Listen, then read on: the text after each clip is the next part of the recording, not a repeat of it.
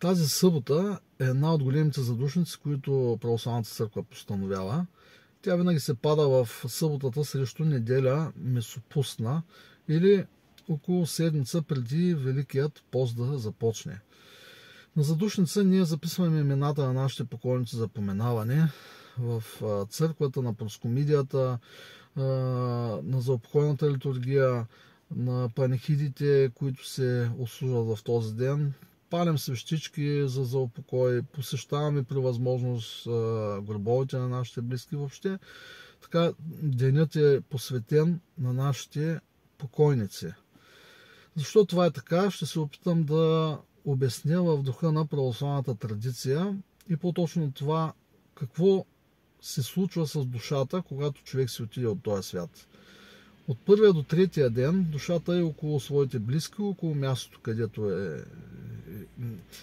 е живял човекът. От третия до деветия ден на душата се показва отвъдния свят, както доброто място за пребиваване на душите, което ние наричаме рай, така и лошото място за пребиваване на душите, което ние наричаме ад. От 9 до 40 ден душата преминава през така наречените въздушни митарства.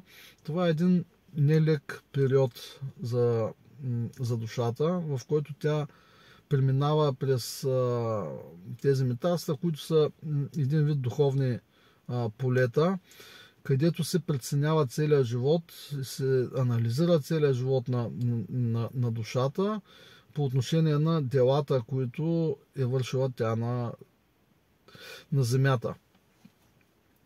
Ангелите изтъкват добрите дела, които човек е извършил, в подкрепа на това, че душата му принадлежи към рая. Обратно на това, демоните изтъкват лошите дела на този човек, в подкрепа на това, че душата му принадлежи на ада. В 40 ден всичко това е приключило и душата бива представена пред престола на Бог, който отрежда къде душата ще изчака неговото второ пришествие за окончателната присъда, за окончателното определене на мястото, към което принадлежи тази душа.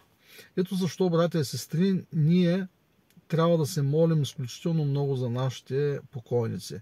Много често се казва така: той беше много добър човек.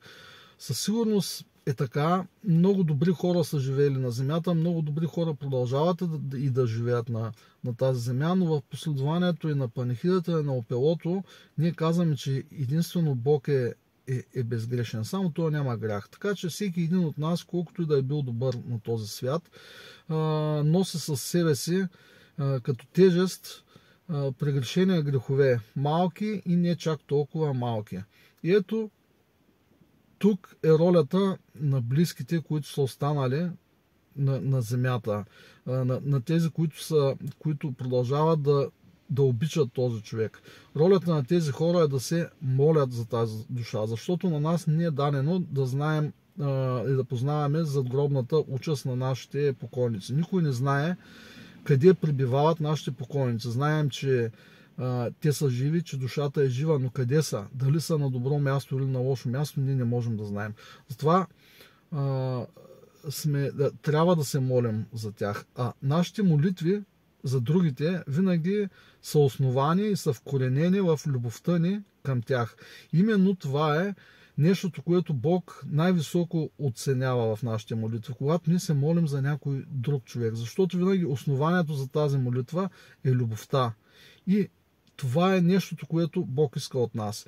Светите отци казват, че молитвите, опоритите молитви за покойниците могат да изтръгнат душата дори на голям грешник от ада. Ето колко голяма е силата на молитвите на живите хора за починалите. Именно за това и ние правим всичко това.